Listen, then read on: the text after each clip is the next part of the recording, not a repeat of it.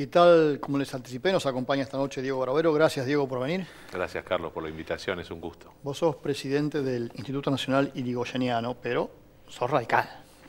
Y sí, ¿No? Si no, no genéticamente radical. Genéticamente radical. Lo cual es duro en esta época. Es difícil, no sé si ha sido muy fácil alguna vez. Por ahí en algún momento era tal vez un poco menos problemático. Pero yo lo vivo como una gran satisfacción, porque tiene que ver con las convicciones íntimas de cada uno. Yo decía en la presentación, ¿existe todavía radicalismo? Porque dame alguna señal. La pregunta es muy buena, pero yo me veo obligado a decirte que sí, que el radicalismo existe porque tiene que ver con la identidad de la nación, con el concepto de la democracia integral, la democracia concebida desde el principio del derecho del sufragio, que fue la razón de ser del radicalismo que surge a la historia con las revoluciones de 1890, 1893, 1905, que reclamaban la vigencia del Estado de Derecho, de la República representativa basada en el voto, y que con el tiempo, como partido político con una profunda raigambre popular, fue incorporando, además de esos valores, otros principios que le dieron toda una tónica programática: la reforma universitaria, YPF y los recursos energéticos nacionales, las leyes sociales del radicalismo de tiempos de Irigoyen y de Alvear, el artículo 14 bis en la Constitución Nacional, y por supuesto el compromiso histórico del radicalismo con la libertad, con los derechos humanos, con la democracia, que eso lo terminamos viviendo muy cerca los que pertenecemos a la generación que vivió el proceso de la reconstrucción democrática liderado por Raúl Alfonsín. Así que desde el punto de vista de las razones de ser del radicalismo, yo las considero plenamente vigentes y por eso el radicalismo pervive. Atraviesa crisis propias de un partido político concebido en el siglo XIX y desarrollado en el siglo XX, cuando en el siglo XXI aparecen otras demandas, aparecen otras formas de organización social, otras formas de reclamo, otro tipo de demandas tiene la sociedad. El radicalismo lo que tiene es el desafío como partido de adaptarse a esta realidad novedosa, donde los medios de comunicación, las redes, las manifestaciones sociales aparecen en permanente rebeldía frente a las instituciones, con lo cual el radicalismo es un partido institucionalista, partido que arranca en su historia reclamando la vigencia de la Constitución de 1853 y la República Democrática Representativa. Evidentemente va a tener algunas situaciones a las que debe acomodar su estructura, ¿no? Esa osamenta grande que tiene como partido nacional, con un desarrollo federal en todas las provincias y en todos los pueblos de la nación, necesita también modernizar sus estructuras. Ahora, yo tengo la sensación que en los últimos 20 años, si querés, después del menemismo, en donde ya el radicalismo venía golpeado, tuvo la oportunidad de la alianza y bueno, todos sabemos lo que pasó. Con la presidencia de la Rúa. Después vino Néstor, bueno, la etapa de la transición con tantos presidentes de por medio, pero finalmente terminamos en Néstor Kirchner.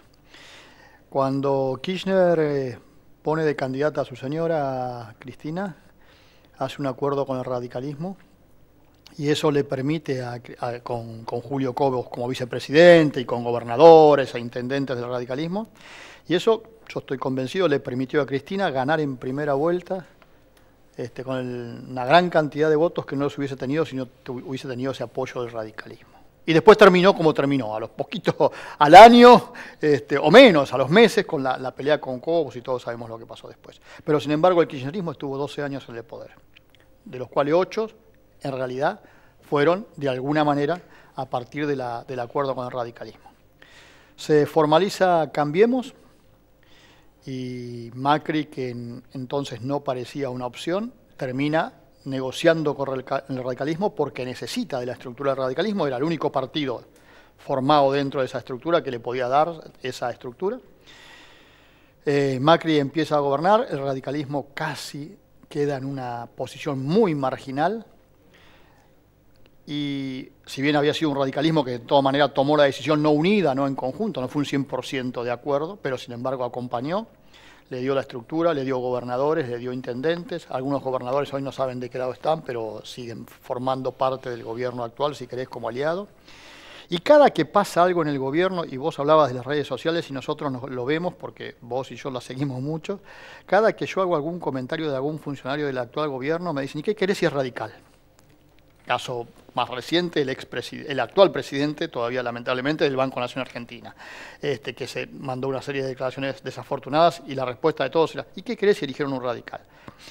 Más allá de que sí o no sea radical, yo tengo la teoría de que siempre el funcionario es elegido por alguien, ¿no? En todo caso el responsable es quien lo elige. Pero bueno, más allá de eso, ¿no crees que el radicalismo ha sido usado y no ha sabido hacer valer ese uso? Vamos por partes. Yo coincido con gran parte de tu análisis y te diría que en tu exposición está la respuesta a la primera pregunta que me hiciste. Si el radicalismo existe, sí existe. Si no existiera, las últimas dos grandes formaciones políticas que gobernaron en la Argentina, las últimas elecciones, digamos desde el 2003 en adelante, todas necesitaron de alguna manera lo que representaba y la estructura de la Unión Cívica Radical, aunque no fuese en forma orgánica y unificada, como sucedió en el caso de la concertación plural que lideraba el entonces presidente Néstor Kirchner y que permitió que accediera al gobierno en las condiciones que vos señalás a la señora Cristina Fernández de Kirchner, con un sector del radicalismo apoyando y otro sector del radicalismo firmemente en contra. Y lo que sucedió a partir de la Convención Nacional de la Unión Cívica Radical en Gualeguaychú en el año 2015, cuando se vota la alianza que se denominó Cambiemos con el PRO y la coalición cívica, que también fue una decisión discutida, pero que fue acatada orgánicamente prácticamente por el 100% del radicalismo, digamos el 90% del radicalismo, también logró que el gobierno tuviese un sustento basado en el electorado radical. Entonces creo que eso también nos da una respuesta. Lo que creo que el radicalismo a lo mejor sí debería tener en cuenta es la necesidad de debatir un proyecto político integral a partir del cual, a posteriori, sentarse en una mesa con aliados. Entonces creo que quizá lo que pasó es que se invirtió el orden de la ecuación. Se buscó la coalición y el candidato a posteriori del programa. Se debió haber pensado en el programa, el proyecto, en función de ese programa y proyecto, dirimir los candidatos que lo van a representar y a partir de ahí después sí elegir el candidato. Pero primero el proyecto, después la coalición y después el candidato. No estoy tratando de hacer una especie de revivir la consigna de Perón, primero la patria, después el movimiento, por último los hombres. Creo que poner el carro adelante de los caballos fue un problema. Creo que hay que definir el proyecto para luego definir los aliados, el marco de alianza y quiénes pueden ser los candidatos. Y ahí yo creo que sí, que el radicalismo ha demostrado tener algún problema, sobre todo en materia de conducción y liderazgo. La muerte de Alfonsín le dejó al radicalismo sin un liderazgo nacional. Obviamente los partidos y los movimientos políticos requieren de liderazgos, no necesariamente liderazgos personales o personalistas, pero sí liderazgos colectivos tal vez. Creo que el radicalismo tiene una generación de dirigentes que ocupan importantes cargos en el desempeño parlamentario, en la gestión ejecutiva de provincias y municipios. Creo que tal vez allí el radicalismo debió haber conformado una suerte, llamalo como quieras, de think tank, algo como de grupo, si se quiere, de tareas, de trabajo, donde esa directiva sea colectiva, no necesariamente individual, y donde las ambiciones o pretensiones personales, que son legítimas, porque en la política son legítimas y esperables las ambiciones, se pospongan en función de un proyecto general y colectivo. En política, si no construís, estás destruyendo. O sea, la política es necesariamente arquitectónica. Hay una faz de combate, la faz agonal de la política de Aristóteles, pero la faz constructiva me parece que es fundamental. Y creo que el radicalismo lo que tiene todavía que hacer es reconstruirse como fuerza política, porque como te decía antes, es un partido del siglo XIX y desarrollado y siendo gobierno en el siglo XX, necesita en el XXI introducir algunas modificaciones en su estructura, en su régimen de funcionamiento y en su modo de relacionarse con la sociedad. Yo creo que la sociedad sigue creyendo o se sigue identificando con gran parte de los valores que representa el radicalismo, con la certeza de que es el partido claramente identificado con la democracia social, si querés, no solamente la democracia liberal de las formas, de los derechos, sí la democracia social, en el sentido de que todos tenemos derecho a llevar una vida digna, condiciones de igualdad, crecimiento y desarrollo sostenido, y entonces, en función a eso, el ciudadano se identifica con el radicalismo, pero el radicalismo se está identificando poco con el ciudadano. ¿Hasta dónde el radicalismo se identifica con el ciudadano? Si delibera a puertas cerradas, si funciona con una estructura que es más del siglo XIX que del siglo XXI, en el que están abiertas, como decíamos recién, nuevas formas de comunicación, nuevas formas de asociación. Uno de los temas que creo que el radicalismo hizo bien este año que pasó es en la cuestión de los debates por las cuestiones de género y por el famoso tema del aborto para no morir. Creo que en ese sentido la demanda social fue adelante y el radicalismo en gran medida fue el partido que más orgánicamente funcionó en apoyo de esa nueva demanda de un sector importante de la sociedad, que es el sector de las mujeres, que claramente han liderado una situación que no llegó a terminar con una sanción de la normativa que lo estaba previendo, pero que de alguna manera expresa un reclamo, y creo que el radicalismo fue el partido más activamente organizado apoyando este reclamo social del colectivo femenino. Vos sos profesor y tratás con muchos jóvenes. ¿Qué dicen los jóvenes hoy? ¿Qué te dicen? ¿Saben quién sos o saben de dónde provenís? Hoy es muy difícil interactuar con jóvenes si no te relacionás más allá de lo que es el vínculo docente-alumno. Entonces, por lógica, los chicos te siguen en redes, vos los seguís a ellos. Y a mí siempre me ha gustado interactuar con la gente joven. Tengo más de 20 y tantos años, 21 años en el Nacional Buenos Aires como profesor de Derecho Constitucional, unos cuantos años de docencia en la Facultad de Derecho de la UBA, donde ahora no estoy dictando clase, un tiempo también en la Facultad de Derecho de Lomas de Zamora, pero mi vínculo con los jóvenes siempre también es más directo y no necesariamente acotado a la docencia. Y lo que uno ve en los jóvenes de hoy es una gran necesidad, una gran demanda de participación. Por momentos excesiva, porque en el campo educativo, si vamos al caso, en un colegio secundario como es el Colegio Nacional, sigue siendo una escuela, estás en la enseñanza media, pero ya está en un nivel, obviamente es un colegio universitario de excelencia y claramente con una población estudiantil muy formada, muy demandante, que por lo general trae también una tradición familiar de pertenencia a la vida del colegio. Pero que quiere conducir cada vez más, ¿no? Pero cada vez quiere conducir, cada vez quiere ser protagonista más, y yo no creo que eso esté mal. Lo que sí tenemos que preservar es el espacio típico de la escuela donde hay quienes aprenden y quienes enseñan. No quiere decir que nosotros los docentes no aprendamos de los chicos. Yo he tenido que sepas todo. Ni puedo saber todo y siempre hay algo más para aprender. Yo he tenido que reconvertirme en la función docente a partir de los cambios sociales que se generaron. Te estoy diciendo, 21 años en el Nacional Buenos Aires, ha pasado de todo. Los chicos son distintos los de este siglo que los del siglo pasado. Yo empecé en el 2000, un poquito antes del 2000, con lo cual la situación social y cultural era otra. Hoy los chicos tienen otro tipo de demanda. Pero hay mucho para escuchar todavía, ¿eh? Hay, por supuesto que hay un punto en el que hay que marcar la línea diferenciadora.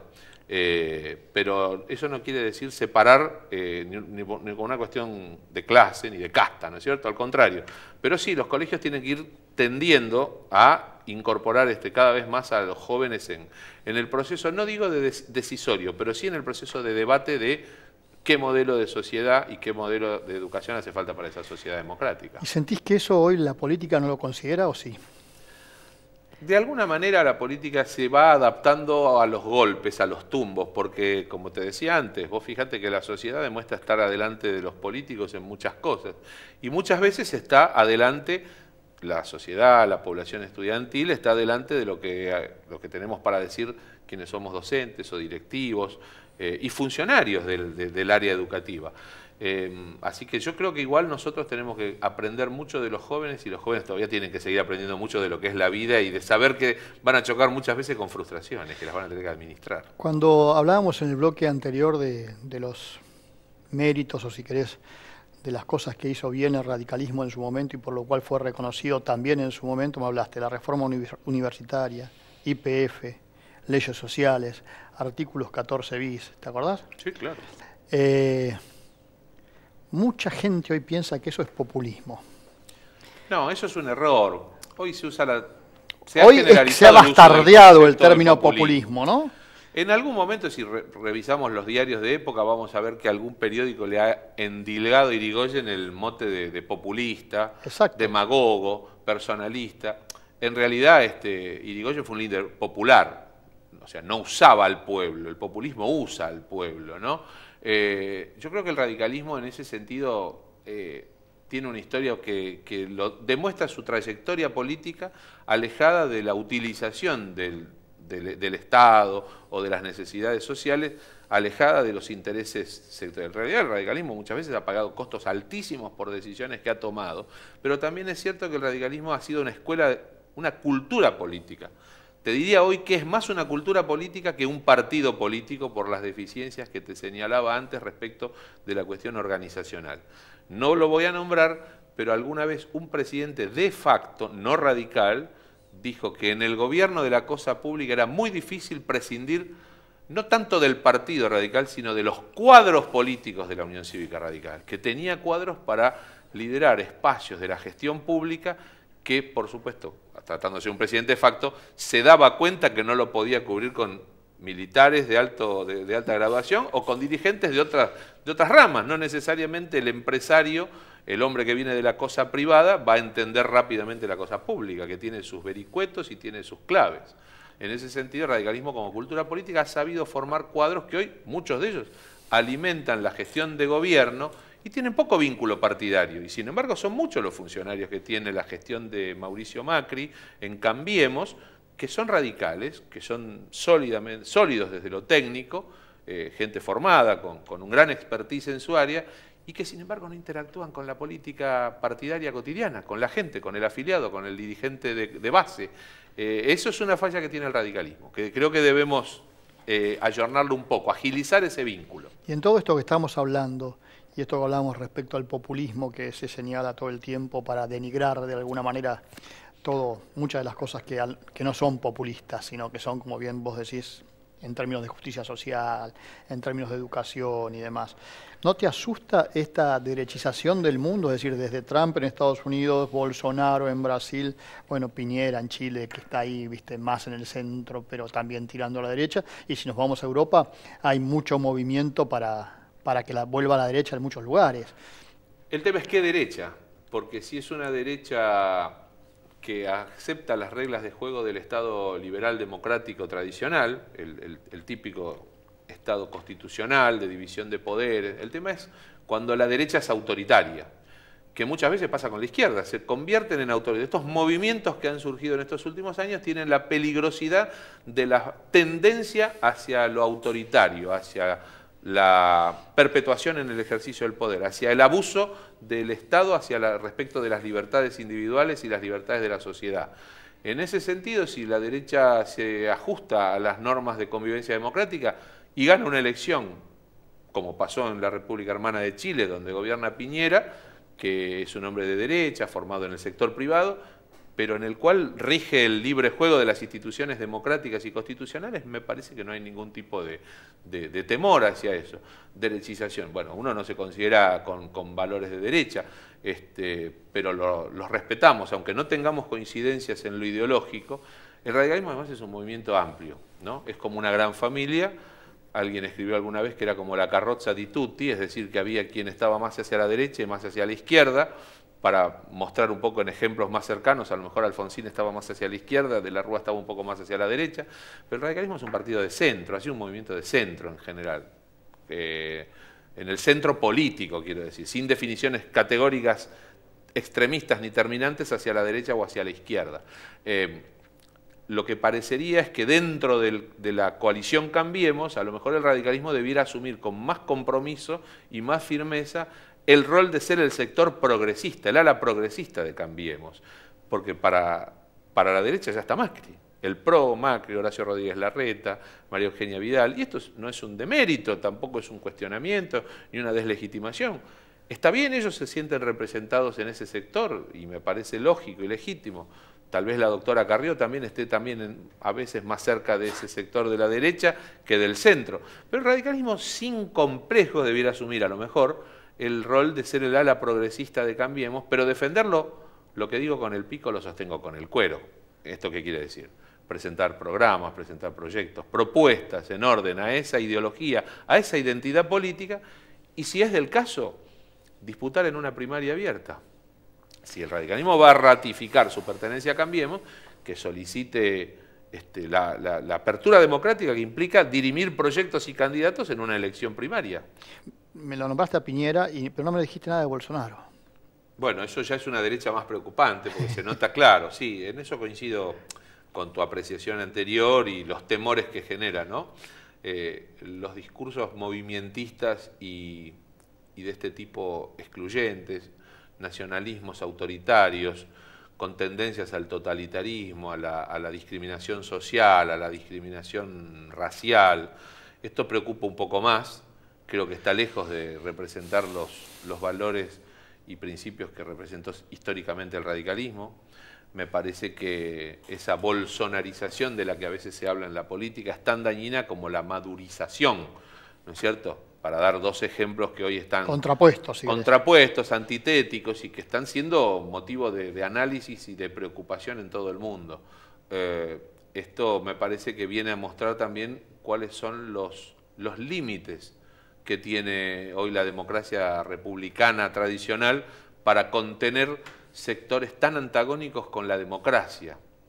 Y de alguna manera, para no extendernos demasiado con el tiempo que tenés en televisión, creo que para los sectores progresistas de la sociedad, la centroizquierda democrática, lo que es tradicionalmente llamado socialdemocracia, yo creo que no hay hoy política más progresista que la de defender el Estado liberal de derecho, el Estado de la división de poderes, del sistema democrático republicano basado en el principio del sufragio.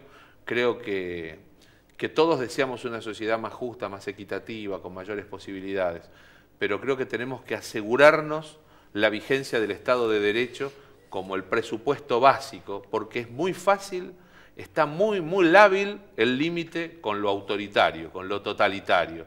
Y ese es el desafío de las democracias hoy, ese es el desafío para mí, en mi criterio, principal para las fuerzas progresistas, que en algún momento deben pensar en deponer alguna aspiración de máxima para asegurar estos presupuestos mínimos básicos donde podamos seguir conviviendo pacífica y democráticamente las sociedades entre sí y los estados en el mundo, en la región.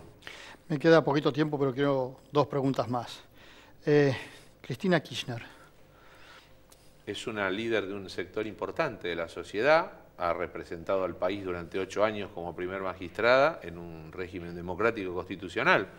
Los que no coincidimos con su ideología o con su metodología, la respetamos en las diferencias y creemos que si tiene que rendir cuentas ante la justicia por situaciones vinculadas a hechos de corrupción y delitos, lo deberá hacer, y si es candidata y la sociedad o una porción importante de la sociedad le da su voto, tendrá sus razones. Ahora, ¿no te asombra que después de todo lo que visto, escuchado, algunas cosas comprobadas, otras no tanto todavía, Cristina Kirchner sea hoy una opción de poder? Sí, un poco porque me parece que tiene que ver con que las expectativas de la sociedad respecto del gobierno de Cambiemos no se han visto satisfechas en su, diría no en su mayoría, diría en gran parte, no se han visto satisfechas. Entonces, ante la demanda social y económica, una situación de alta complejidad, parece que la sociedad lo que piensa todavía es que vivió mejor hace unos años atrás, lo palpaba en la realidad de su consumo diario, de su trabajo. Creo que también Cambiemos debe analizar eso, hasta qué punto la esperanza de la sociedad fue defraudada y cuáles son las tareas pendientes para hacer. Ahora, en esa defraudación, entre comillas, o desilusión de parte de la sociedad, ¿el radicalismo se siente responsable también o no? Yo creo que el radicalismo no ha gobernado durante estos 4 años. Ha tenido, como te decía antes, aportó cuadros de gobierno en una gestión, en un sistema presidencialista, donde no, en los sistemas parlamentaristas los partidos hacen una alianza parlamentaria y cada partido aporta lo suyo. En el régimen presidencialista es el presidente el que elige los miembros de su gabinete y quien fija la política, es el jefe del Estado. El radicalismo ha sido sostén electoral. Igual que fue sostén electoral, como contábamos antes, de la concertación plural que lideró Kirchner y Cristina. Entonces digo, el radicalismo tiene una vigencia electoral muy importante y tiene una vigencia en materia de valores y de principios muy importantes, porque siguen siendo valores y principios de la cultura democrática argentina. Lo que no sabemos es si el radicalismo es hoy merecedor de la confianza de la sociedad para llevar a cabo un proyecto político con un presidente radical. Ese será el desafío que tiene que contestar el radicalismo. Solo se lo puede contestar el radicalismo en un debate partidario. Ahora, ¿el radicalismo hoy tiene un proyecto distinto o un proyecto de gobierno distinto? No te lo puedo contestar porque el radicalismo no lo ha ofrecido hacia la sociedad. Yo sé lo que piensan algunos dirigentes del radicalismo, dirigentes nacionales, dirigentes con responsabilidades de gestión o parlamentaria, y lo que piensan cuadros técnicos del radicalismo que desarrollan su tarea en distintos ámbitos, en el ámbito energético, en el ámbito educativo, en el ámbito de la ciencia, de la tecnología, de la educación. Me parece que lo que falta es fraguar el gran proyecto radical en una sola plataforma programática y ofrecerlo a la sociedad, ya sea dentro de Cambiemos en una coalición, o en otra coalición de otro cariz, o como partido que va con un candidato propio y un proyecto propio. ¿Y tiene su candidato propio hoy? ¿El radicalismo? Sí. Yo creo que tiene candidatos a presidente potenciales, lo que pasa es que no los veo ponerse el traje. Para ser candidato primero tenés que tener la ambición de gobernar la Argentina. En la política las ambiciones son importantes y son necesarias, en tanto no sean enfermizas. Creo que todavía ninguno se lo creyó dentro del radicalismo, o ninguno estuvo dispuesto a probarse el traje o, en términos futboleros, ponerse los cortos y salir a la cancha. ¿Y crees que eso puede cambiar de acá a que se definan las internas, por ejemplo, a que el radicalismo presente una interna? No lo puedo decir porque eso es una cuestión que tiene que ver con la personalidad de algunos de los dirigentes. El radicalismo tiene dirigentes muy importantes que están disputando en este momento la gobernación de provincias importantes de la República Argentina, tiene dirigentes muy formados, como Martín Lustó, que está... No, yo sabía que me lo ibas a nombrar. Yo te lo tengo que nombrar porque es uno de los dirigentes del radicalismo mejor conceptuados de la sociedad. Pero es dirigente del radicalismo, no me digas que Lustó es dirigente del radicalismo. Es un afiliado radical que tiene una amplia representación social. ¿Es afiliado al radicalismo, Lustó? Sí, es afiliado al radicalismo de la capital y tiene una amplia repercusión social y su vínculo con el radicalismo ha ido creciendo con el tiempo. Yo no digo su identidad radical, digo su vínculo con el radicalismo crece. Y el otro dirigente radical que tiene también muy buena llegada a la sociedad, que es un hombre que predica mucho con su obra y su camino por la República, es Ricardo Alfonsín, que no ha dicho que quiera ser candidato a presidente, pero es un hombre que representa... ¿Y los gobernadores, por ejemplo? Los gobernadores me parecen muy eficaces y muy buenos gobernantes, tanto Alfredo Cornejo como Gerardo Morales. A Gustavo Valdés lo conozco menos, pero me da la sensación... Morales está enfocado en la reelección de la continuidad del proyecto político. Recién casado y todo, no va a y además está recién casado, tiene primera dama para estrenar en Jujuy. Y Alfredo no puede ser reelecto por la Constitución mendocina, que es una sabia constitución que impide la reelección inmediata de los gobernadores, como la provincia de Santa Fe, y Alfredo seguramente liderará la lista de diputados nacionales por Mendoza y seguramente desempeñe alguna función importante en la Cámara de Diputados que asuma el 10 de diciembre de 2019. Gracias, Diego, y suerte. Gracias a vos, Carlos. 2019, que nos va a ir bien a todos, espero.